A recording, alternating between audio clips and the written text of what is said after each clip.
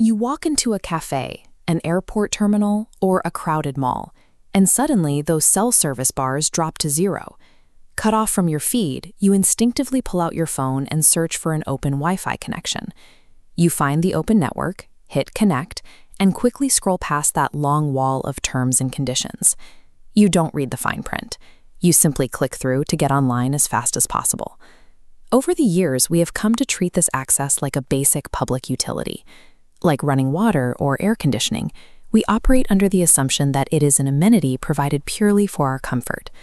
But clicking Agree initiates a binding legal exchange. The exact moment you hit that button, you enter into a transaction where the price tag is entirely hidden from view. To understand the cost, look at the sheer scale of a multi-level shopping center or a modern transit hub. Blanketing these massive, crowded spaces with a reliable wireless signal requires enterprise-grade hardware. We're talking about dozens of high-capacity commercial routers, miles of structured cabling, and massive commercial broadband connections capable of handling thousands of users at once. Maintaining that infrastructure costs venues thousands of dollars every single month. If installing and maintaining this network is incredibly expensive, profit-driven businesses have no obvious reason to let us use it for $0. Because no money changes hands at the login screen, the entire business model relies on extracting an alternative asset from the people using the network. The reality is, the local cafe or the mall management team usually doesn't even manage the network you are logging into. Behind the scenes, the infrastructure is operated by third-party guest Wi-Fi monetization companies. These operators offer physical venues high-end routers and equipment at steep discounts. In exchange for swallowing the hardware cost, the operator claims total, unfiltered access to the connection data of every person who logs on. That captive portal, the login screen you blindly accept, belongs to data brokers. It acts as a digital toll booth, collecting payment you didn't know you owed. This diagram shows exactly how quickly that payment is taken. The microsecond your smartphone pings a router and makes a data handshake, extraction begins, long before you type a password or open a web browser. The network immediately logs your MAC address, which is a unique hardware identifier hard-coded into your phone. By tracking how this specific ID bounces between different access points, operators map your physical path and measure exactly how long you dwell in front of specific stores. Then the collection escalates. When you are forced to log in using an email address or a social media profile, the system links your permanent device ID directly to your demographics, your age, gender, and contact info.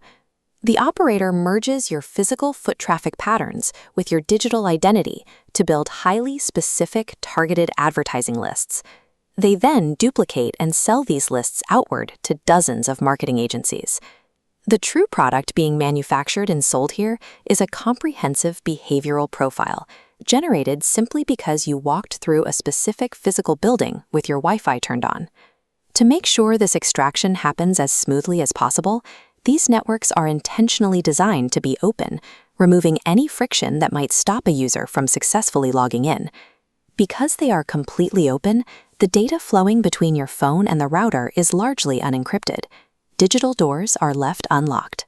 This structural vulnerability means anyone with bad intentions sitting on the exact same network can easily eavesdrop on your connection, intercepting unencrypted passwords, messages, and session cookies.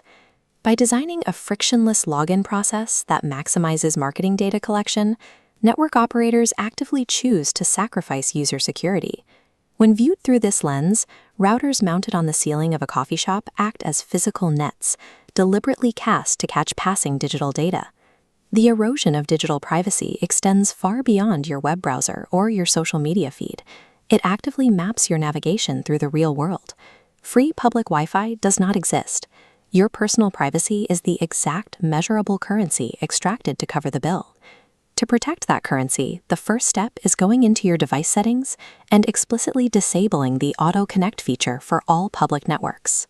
If connecting to a public network is absolutely unavoidable, you should use a virtual private network, or VPN. As this diagram shows, a VPN creates an encrypted, opaque data tunnel, shielding your packets as they travel safely through a chaotic, open environment. Before you connect next time, you have to weigh the options. Is checking a mundane notification truly worth the invisible cost of your personal data?